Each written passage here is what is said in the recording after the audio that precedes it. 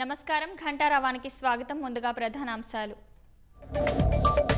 2.4 trillion డాలర్ల ప్రగతి లక్ష్యంతో ప్రణాళికలు. నీతి ఆయోగ్లో ఏపీ అభివృద్ధిపై సీఎం ప్రెజెంటేషన్.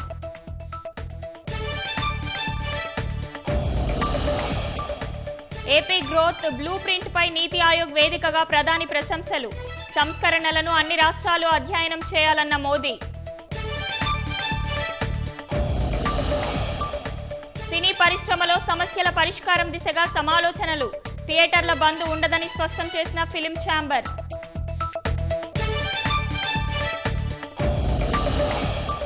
పూంచ్ జిల్లాలో దెబ్బతిన్న నివాసాలను పరిశీలించిన రాహుల్. జాతీయ స్థాయిలో సరిహద్దు ప్రాంత సమస్యలు లేవనెత్తుతామని హామీ. టీమిండియా టెస్టు కెప్టెన్ గా శుభమన్ గిల్ బాధ్యతలు అప్పగించిన బీసీసీఐ.